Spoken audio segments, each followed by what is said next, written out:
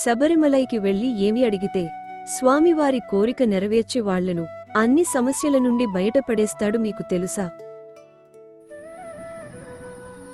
కేరళ అడవుల్లో ఘనమైన మౌనంతో కప్పబడ్డ శబరిమల కొండల మధ్య అయ్యప్ప స్వామి ఆలయం నిలుస్తుంది. అక్కడికి వెళ్లే ప్రతి అడుగు ఒక పరీక్ష, ఒక త్యాగం, ఒక ఆత్మపరిశుద్ధి.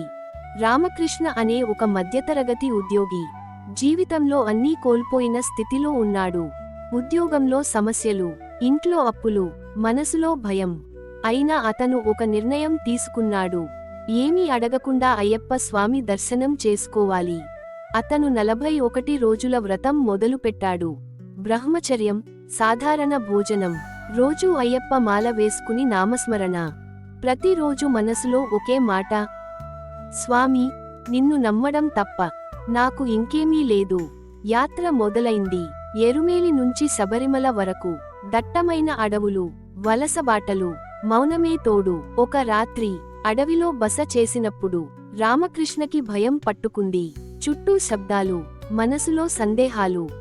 అప్పుడు గురుస్వామి ఒక్క మాట అన్నాడు, స్వామి అనే నామం అడవికన్నా బలమైన రక్షణ. ఆ మాటతో భయం మాయమైంది. చివరి రోజు వచ్చింది. 17 మెట్లు దాటాడు. 17ంటికి ఒక్కో గుణం. 18వ మెట్టు దగ్గర నిలబడ్డాడు. మనసులో కోరికలు వచ్చాయి. కాని వెంటనే గుర్తొచ్చింది, ఏమీ అడగకూడదు. తల వంచాడు. కళ్లలో నీళ్లు. అయ్యప్ప స్వామి గర్భగుడిలో ఏ మాట లేదు, ఏ సంకేతం లేదు. కాని ఆ మౌనం హృదయాన్ని నింపేసింది. శబరిమల నుంచి తిరిగొచ్చిన తర్వాత ఏ అద్భుతం వెంటనే జరగలేదు.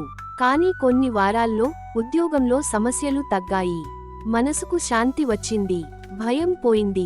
అతనికి అర్థమైంది, అయ్యప్ప స్వామి కోరికలు తీరుస్తాడు కాదు, మనల్ని బలంగా మారుస్తాడు.